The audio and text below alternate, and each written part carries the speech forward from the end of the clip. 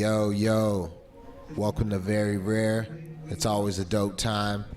And today we have Mr. DJ Hybrid in the building. He's been spinning across Tennessee at every single genre you've seen. Do not box this nigga. You can't box this nigga. What's up, Hybrid?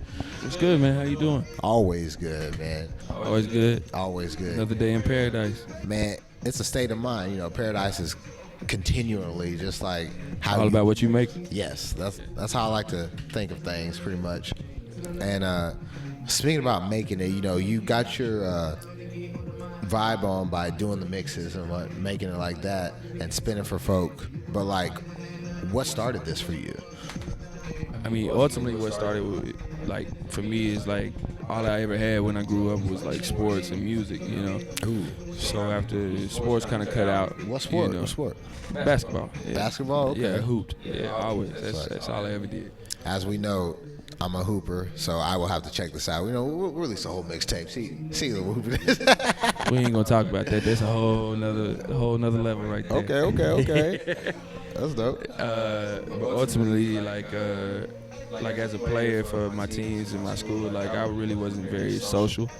Like I literally was under my headphones at all times whenever we were on the way to games or at games in the bleachers, waiting to go to the locker room to get changed. Like that's all I ever did was listen to music. Like when I was at home, to get away from the drama, when I wasn't at practice at a game, like I put headphones on to block out all the bullshit that was around me. So that's literally all I had left. So I basically got into hosting parties, like team parties here in Nashville, and then ultimately after that I was like, how could I take it to another level? And I was like, actually DJ Raw Tunes was the first.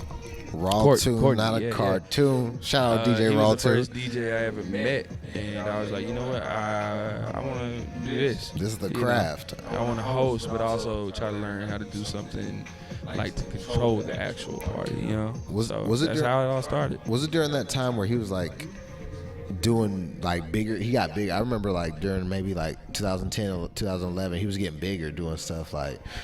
Oh yeah, Raw Tunes has always been big here in Nashville, man. You know, his pops run Sensations, which is like one of the biggest African American clubs in the city. So man, you brought ultimately, that back. He's always been around, man. Raw Tunes has always been one of the key pieces and staples to this city. Boom. So you know, ultimately that was one of the first. And he also DJ'd for Chancellor Warhol at one time, you know. So man, that was you know. Shout out to Chancellor Warhol. Yeah, and it's like he's really related to a bunch of my close friends too. So it's like, wow, thank you for providing me this perspective on Raw Tune. Like, yeah, Raw Tunes is one of the greats, man, for sure. Shouts out Courtney today. Yep. How you been, Courtney? But back to your mixing and like how you pretty much mix everything together. Like, how could I see you doing like you're doing some trap shit one night? Then another night you're something like Silverado vibe, top 40, right? Yeah. And then you're over here DJing for the youth. Like, who knows what the fuck they're on? Like, how do you stay so diverse with this shit, bro? Like, what? Well, I mean, ultimately with where we're located, being Nashville, Tennessee, we already know how it is here. So the way I kind of stay diverse with it is by staying in touch with the youth. You know, usually to be an artist that's of value or even relevant, you have to raise the youth or know what the youth is on, you know what I mean? Because if not, then, you know, you're going to pass away real fast, you know, because ultimately once you get older, honestly, the competition between one another becomes like even bigger. You know, it's kind of like all the petty things start to become like a factor, like race, gender, who you talk to, how much money you got, what you look like and everything. See, the thing about the youth is it's like, honestly, in the teen like years, like they have something that us like mid-20s and early 30s are missing, which is just like living in the moment. You know what I mean? We hold on to too many things when we get older because we have so much like more responsibilities that we gain, and we don't stick together and we don't gel together the way we should like when we were teenagers. Man, what perspective? See, that's why I bring people into the basement to get that pinpoint perspective, things like that. That's beautiful, man. Like, is it because it was new for them? Like when they were experiencing things, like ultimately, what do you mean, the kids, like why they are so in the moment? Is it Yeah, because I mean, it's new? ultimately, like you got to think about it. Like they're staying with grown-ups. Their parents are grown-ups. They're staying under possibly two or one person that has a different perspective on life, time, and history, and what's going on right now in America. And like they're youthful. You know what I mean?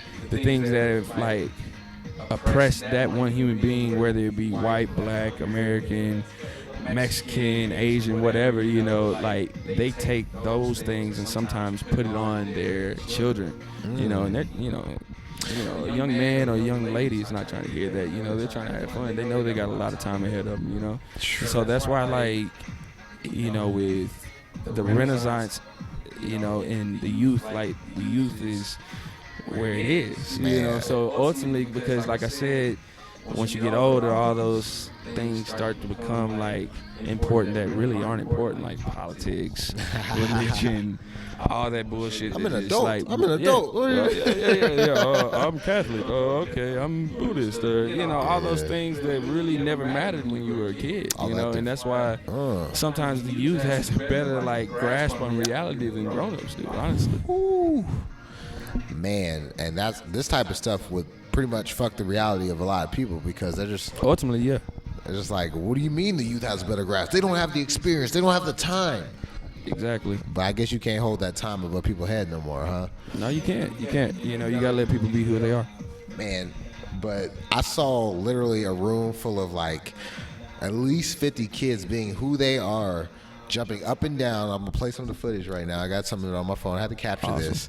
Like what? Like you were rocking that shit, man. Like, and yeah, man. I had a good time with him, man. It made me feel like I was like 16, 17 again, Yeah. Who's this guy with the fro? I want to tell him he has a nice fro. Oh, DJ Mania. Yeah. DJ Mania, man. He's a great DJ. He does mainly EDM and whatnot, but the young man's got talent and he's got vision, and ultimately his whole youthful like clique that he has, like you can see like the unity amongst them, and I hope that they never lose that, because like ultimately what ends up making people lose that is like the trials and tribulations we go through as we get older. So it's like ultimately like if they stick together, man, they can be strong, like really strong here in Nashville for sure.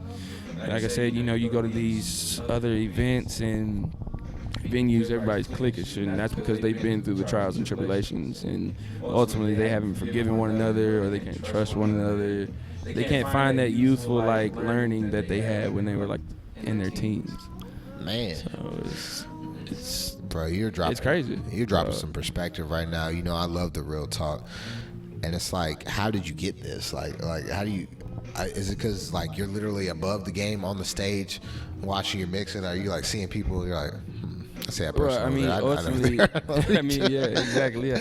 I mean, ultimately in the entertainment industry, there's so many different things beyond like the music or beyond any type of like Renaissance work that we do, sometimes, especially within like the environments that I'm in, like parties and stuff like that. There's so many different aspects and like things that are going on besides like the actual Renaissance work, because ultimately if I'm DJing, then I'm the only one DJing. Everybody else is there having a good time, but there's so many different things that can be mixed in with it, so and that's sometimes what can destroy a culture and also destroy a scene too, so I've peeped it by like honestly opening up my mind to different cultures, different races, different genres of music, not shutting myself out from trying to understand somebody else's upbringing. You know what I'm saying? So, I mean, because there's no progress without, actually learning. Knowledge is power. So if I don't have knowledge of why this person might be acting like this or why this person might be acting like this, then I'm never going to be able to try to understand. You know what I'm saying? And like a lot of the things that have happened in the past with things that we all know about, is ultimately just like, us holding on to something that we need to let go. It's kind of like a bad relationship that we've had, and we just keep on trying to hold on to it, to use it as an excuse to keep on acting the way we want to, and it's just like, that's not the right way, so. Let's see, you're getting stoned right now. This is not indica, this is not sativa, this is hybrid right here. The perfect mix of information for you right now. Like, this is insane, man, and word to you, we were speaking earlier, you told me about being an empath and like how that really gives you the perspective and whatnot. Like, and then you also told me like that you don't smoke weed anymore or things like that. Can you shed some light on that? Or well, I mean, ultimately, like, just the empath, like, nature that I have has kind of come from just being through, like, I don't know, going through so many things, you know what I mean? And also just being amongst a lot of different things in the Renaissance world, the different cultures that compete with one another, you know what I mean? It's funny that in the Renaissance world that we contradict ourselves a lot from what's going on in the political things that we see on media and everything, because ultimately, like, we're all in competition in the Renaissance world. When honestly we shouldn't, but that usually just comes from jealousy and insecurity. and you keep dropping the R word, Renaissance, and like you really just shed some light on me about like how I feel like this is like a Renaissance for, the Harlem Renaissance, maybe the most renowned Renaissance has been put, and I feel like the Antioch and some of the other cities in Nashville, like they're going under Renaissance right now because I love that under the pressure, that's where the diamonds are formed, and like exactly the pressure of just having country music just weigh on this city for so long, and people think that's the only outlet, and then that's why I like I think you're a good segue for folks coming through, like, because you're like, no, I spend this, I spend that, and I spend this too. I know how to do this, I know how to do that. Right. We're I mean, because ultimately, like, I don't want to close myself in. That's why I call myself hybrid, If I go to a wedding and like we need country the whole fucking wedding, I'm like, all right, fuck it, I'm gonna play country. You know what I mean? Ultimately, I grew up here in Middle Tennessee. I come from like tobacco fields and stuff like that. On my Caucasian side. So you can imagine that my family on that side listens to a lot of country. I mean, even my father, African American, love country. You know what I mean? Like Toby Keith, Tim McGraw, like those are the people that I like. Old Alan Jackson. You know what I mean? I mean, even when you look at it, like country music still has its own like different aesthetics that honestly they're just as wild as hip hop is. Hip hop. We get big and whatnot. We go get a Caprice and we throw 22s on it. It's no different from going and getting a Chevrolet, and putting big red tractor. Exactly. She thinks my tractor's sexy. Man. So I mean, ultimately, you brought that around. Ultimately, dude, it's just all about people expressing themselves and wanting to, like, be a part of something, you know what I mean? Like, ultimately, at the end of the day, in the industry, when you really get up there, you really start to see that, honestly, none of that stuff matters. It's like, what can we do to benefit one another to try to, that's why, like, you could tell, like, here in Nashville, a lot of the, like, people that are local, just local, they, they don't want to experiment and try different things and stuff like that. They want to keep it that way, and ultimately you won't see change until you try to mix and diverse. Like, for real. Not like fake it just to make it seem like you're doing something good, like, like Bill Clinton, I'm out here, let me kiss this little baby real quick. Hey, everybody saw that, right? Kissing babies. Everybody saw that? Okay. All right, it's kind of the same thing here in Nashville. I feel like a lot of people fake the love and wanting to see change, and ultimately, with the culture that we're in and everything, hip hop has always been competitive, but at the same time, if you look at the cities that came up out of that, like, that fight and everything and whatnot, they came together before they were separated, so. And that's like the test. Like, can people come together? Like, that's it's very possible. You just got to put the ego to the side, and that's why I said, being an empath is. Well, I'm like that, So it's like, if nobody else feels like they can show the emotion and they feel like they got to be all tough and strong and everything, you got to set the example for it. So it's like, that's why I'm not afraid to show. You know what I'm saying? That's why, like, one of my favorite Drake verses is, me showing emotions, like, I think he said something like, when I show emotions, I know what it means I'm not a pussy. You know what I'm saying? Mm-hmm. Yeah. So it's like, it's ultimately like emotions are what connect us, basically, and there's a lot of people in hip hop they feel like you can't be emotional. But at the end of the day, hip hop artists, they're being emotional. Yeah. It's no different from getting on Twitter and ranting or something like that. You know? And it's extremely pervasive in hip hop nowadays. Like the emotion you can see out of things, like how Lil Uzi Vert come on the scene, like he's literally rapping about him and his girl the whole time, and then we got, was it Triple X Tentacion? Yeah. This man is like.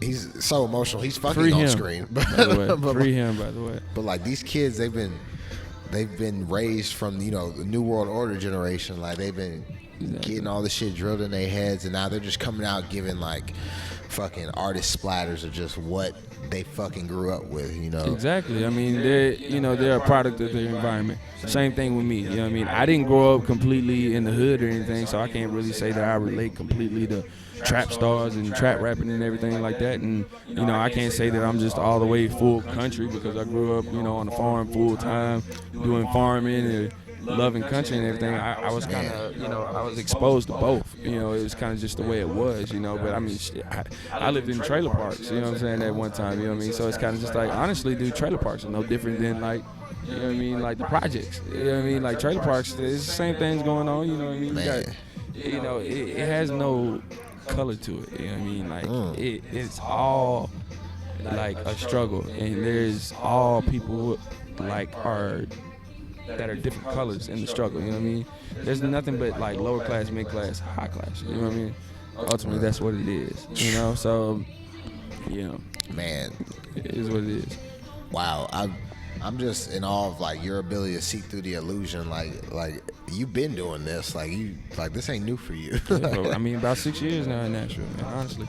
Man, ever since my freshman year at TSU. TSU, is that where you went? Yeah, I went to TSU for like a year.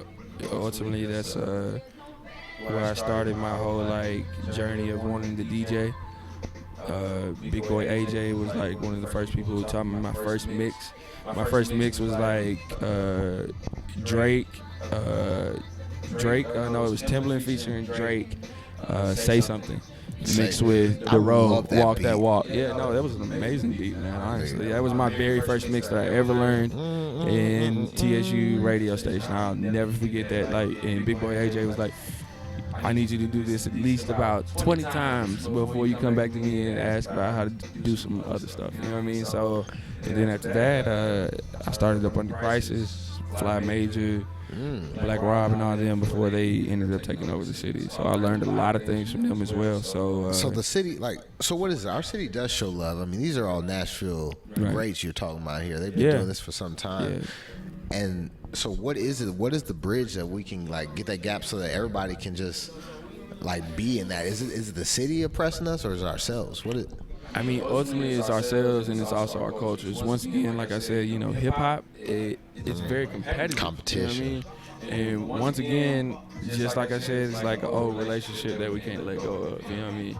Ultimately, like when I see brothers and sisters cracking on one another about things and whatnot, or you know, it's a double-edged sword. You know what I mean? You can't be contradicting with it. You know what I mean? It's like if you really want to see change, you don't want to see like certain words being said to one another, certain slurs, or certain like, I don't know, just bad things said to one another. You know, it's like you ultimately have to like see it full perspective. Like you have to open your mind all the way.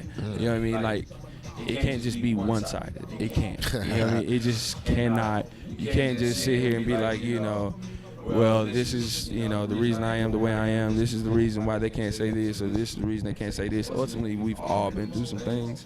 You know what I mean? And honestly, sometimes we use racism just to crack on one another. You know what I mean? And like, ultimately, that's still a problem. You know what I mean? So it's like, honestly, if we want to see this like joint, mixed culture, diverse crowds and everything like that, we have to literally put all that shit aside. You know what I mean? Because ultimately, like, I could go to a like full African American club, you know what I mean? But like at the end of the day, there's still fuckboys in there. There's still some people in there that'll fuck you over that are the same color as you.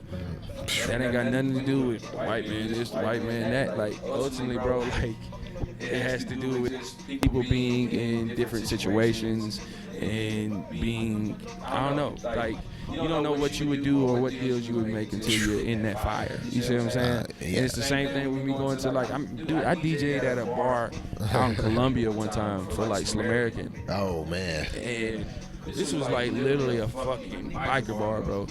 Rebel flags, like bikes everywhere, dudes dressed up in leather and shit. And I was like, dude, like, what kind of genre of music do you want me to play? You rock that like, shit? We want you to play hip hop and the rap and everything that you play. And I was like, dude, I almost didn't know how to feel. I was like, I don't know, you know. But like I played it, you know what I mean? And ultimately, like what I saw was, these guys were not caring. Like these are dudes that was carrying around rebel flags and stuff and everything. But they was not caring because they realized that like the oppression that they had put on African American culture was turning on itself. The minds that they had molded, it was doing it over and over again. And they would continue to blame it on them, but they would just, it's like a show that they're watching. You know what I mean? It's kind of like, yeah, we put them under that pressure for so long to the point where they can't even realize that they're doing it to one another. Man. And then that usually comes down to all the money and stuff. You know what I mean? You know, speaking of money and whatnot and racism, like this thing, like Jordan Peele recently released a movie like Get Out. Yeah. And I mean, the commercials, you know, it's very, you know, this is Trump America, that emotions are high, tensions are high. You showing me this field looking ass nigga doing these things like, don't do it, boss. Like, what? I haven't seen it yet. What the fuck is going on in that movie?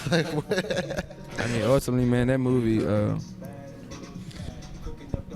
I wouldn't suggest watching that movie, man, unless you got like an open mind about things, because like that movie is literally either going to keep you in the place that you're in right now, which is not being open-minded, or it's going to open your mind. And if you are open-minded, you're just gonna kind of like sit there and like after you leave the movie, like me personally, I was kind of in like awe for about 45 minutes after the movie, because I was like, wow, this is like literally what I see, you know what I mean? Like there was so many deep messages to it, and like if you're closed-minded, honestly, you're gonna look at it and be like, yep, this is what goes on, this is what goes on, this is literally the problems that we have in America, stuff like that. But like you're gonna see other things from it too.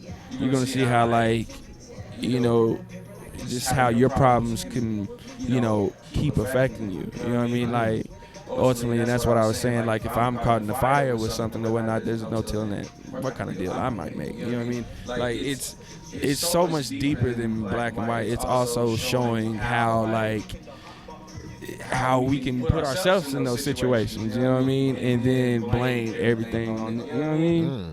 Dude, it's a deep ass movie, honestly. Put it on the table.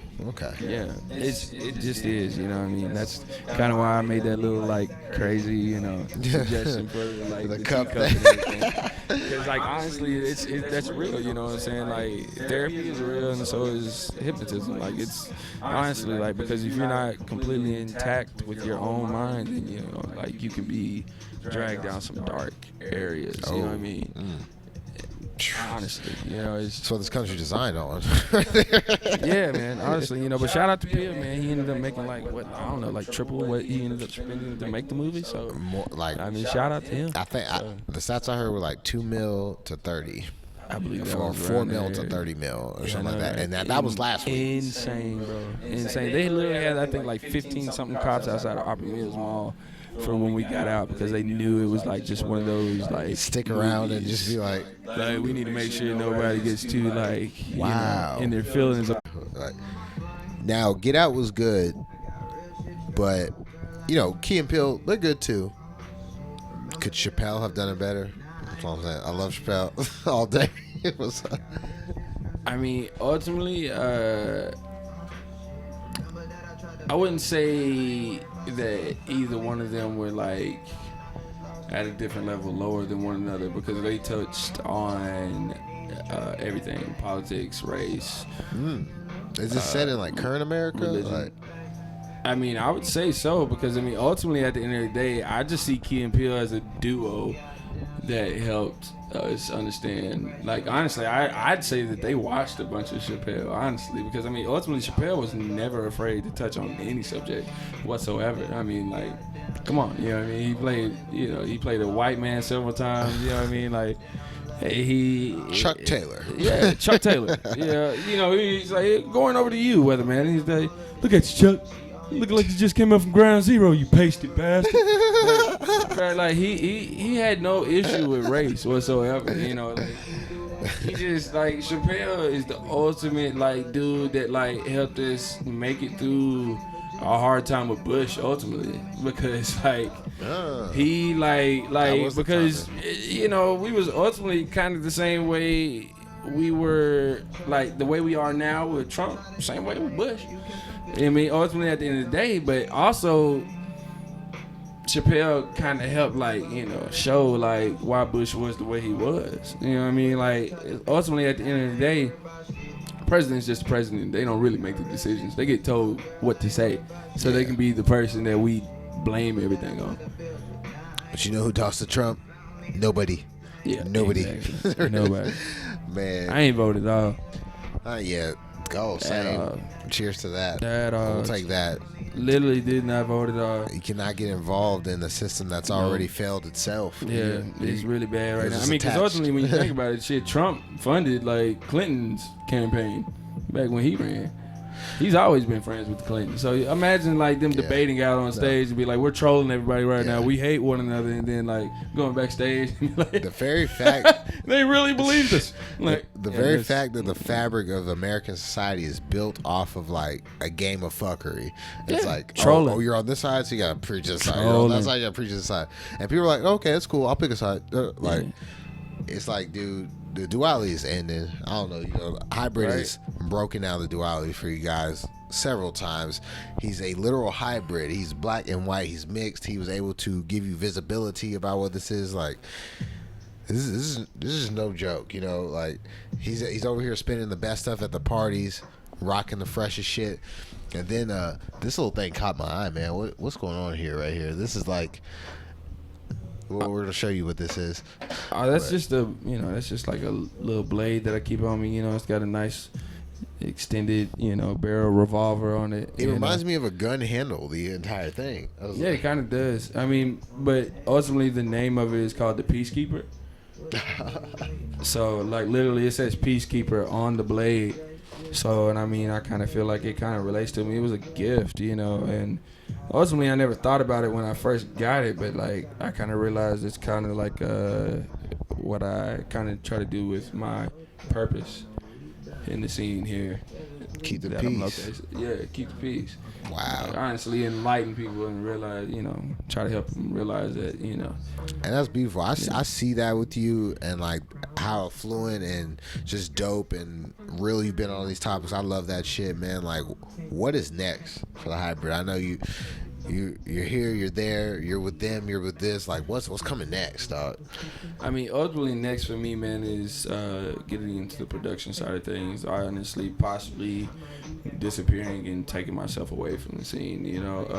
I spent so much time trying to be like these DJs that I looked up to, or DJs that have a bigger influence in Nashville, and really they don't even really care about truly the things that are going on or care about the local renaissance.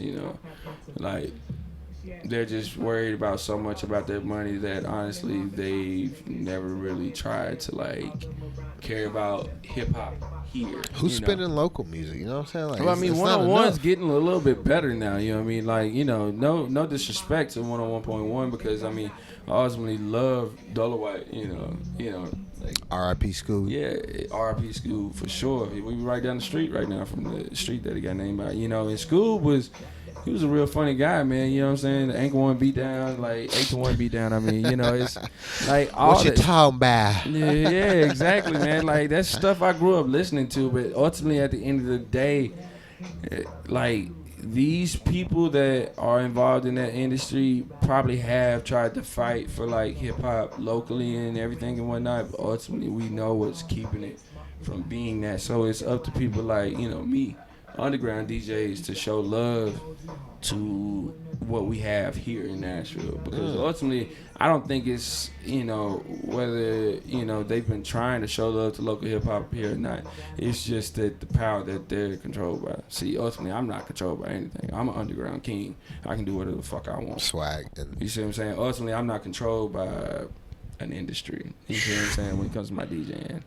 Man. So ultimately at the end of the day, you know, for the past 5-6 years, I've been showing love to like local hip hop, and I always will, and I always continue to, you know. But ultimately, also, I realized that I gotta get next for me would be me getting to a platform to where I can help it, actually help it. You know what I mean? Because really, I've been like draining myself and killing myself to try to get these young men and women that are of the Renaissance for like African American culture, hip hop, music, painting, whatever, to stop being so like separatists. Yeah, it's a good word. You know what I mean? But like also competing with one another.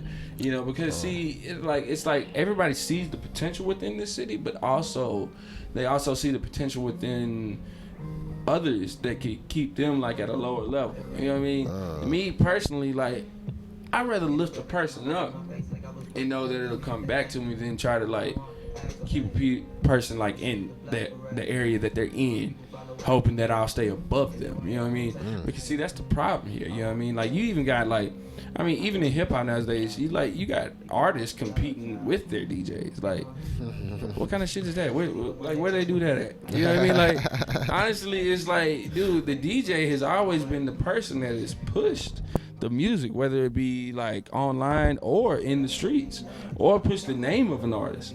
You know what I mean? But see, artists have become so egotistical that they can't even like realize that like we've always been the person behind them, but like they're honestly competing with us when we've never been competing with them. We've never, like, that's why another reason why I'm an empath. You know what I'm saying? Because like at the end of the day, you know, the artists that end up making it, like, honestly realize that they're a bit off their rocker. You know what I mean? And like, so are the DJs sometimes, but like sometimes they can't speak for themselves as well as someone else can. Same way, like, I might have a manager, you know, PR, public relations, you know what I mean? Like, because sometimes I can't speak for myself as well as I need to, you know? But ultimately, at the end of the day, like, people gotta get back to that old way, back to the basics of like realizing how things work. Because see, sometimes hip hop artists would not understand. You know what I mean? But like literally they've gotten to the point where like they're so egotistical, they feel like, hey, like, I don't need you, you and your feelings, but ultimately they don't even realize that they're in their feelings. Like, what you're doing when you get on stage is expressing your feelings, bro. You see what I'm saying, right? Whatever you project is what you reflect. Don't forget that. Exactly. So it's kind of just like, if you have all these people around you supporting you, you got to realize that, like, ultimately, like, all right, what I'm doing is an art. It is, you know, it's a part of the Renaissance. So I shouldn't get so caught up into the street life and the tough life to the point where, like, I, like, spill it out onto the people that are supporting me. You see what I'm saying? Because it's like, then you end up making them like you. That's not cool. I mean, shit, you saw the Noisy interview, like, with 21 Savage. Have you seen it? Like, the recent one, like, I haven't. What was that, Viceland, I believe? I think, something like that. Yeah, like, 21 Savage was showing the dude around where he used to trap, where he got shot at and shit and everything. But the ultimate thing was, he said, I ain't doing that shit no more. I'm just making music. You get too caught up in that shit, then you done. Like, you know what I mean? Like, you end up, like, expunging everybody around you that's truly supporting you. Or might even see, you know what I mean, like, Rondo, the talent that you have. You know what I mean? Like, and that's why people can't create no solid circles. And I mean, that's why we even talking about fucking one another over. You know what I mean? It's kind of just like as a culture, like, hip hop and even DJing has gotten so far gone from what it originally came from. You know what I mean? That's one. It just is what it is. That's one of the original pillars of hip hop, and I don't even spell it. I don't see it spelled like it used to be spelled. Like, right. You know, KRS-One, he came through. He was like, you know, you need the breaking, the graffiti, what they call it, the DJing, right, and the MCing, like EMCEE. Like, but then again, it's even more important with the MC, because like whatever the MC is putting out, that's there's people listening. You see what I'm saying? And like at the end of the day, like ultimately it's up to them to try to realize that, hey, like I have an influence here. And like if they don't, then you know they're just going to end up running in circles, because they can have all the talent in the world, but if they don't realize what's going on, then you know, like I said, it's cool to have all this trapper shit here and there, but you need to have some deep shit and some real shit from time to time, and you also need to be able to expose that to your circle, because if you're always gonna be that hard ass who can't trust anybody and everything, like you never gonna have a circle. And then you can't, like, see, hip hop is also, the thing is like hip hop is also like influencing these young men that are like MCs and whatnot to be like all hard headed and shit and everything, to the point where they don't even realize that dudes that's telling them to do that ain't even like that. They got circles of they got teams of people that they love and respect, bro, that they're in their feelings with. Right. Like, just because they say that doesn't mean that's what it is. I'm gonna have to stop my man right here, because he's about to completely break down the entire illusion of what has been going on, but I need you to see it for yourself. But damn, thank you for the perspective, Hybrid. You fucking...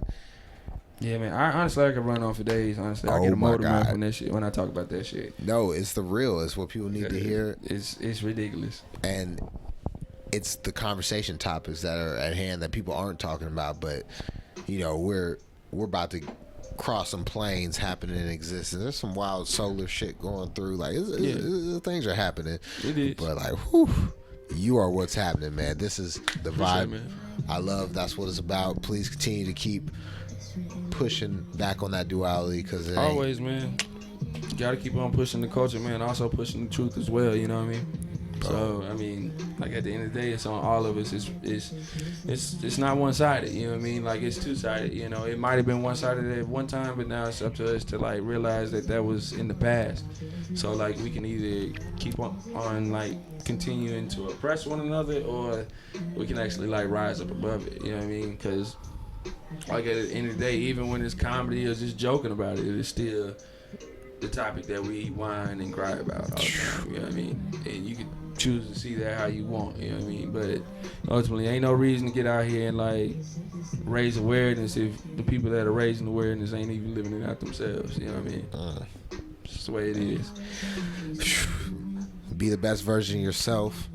Always. Put everything else on the shelf. Do your thing. Thank you for coming through. Be the change you want to see.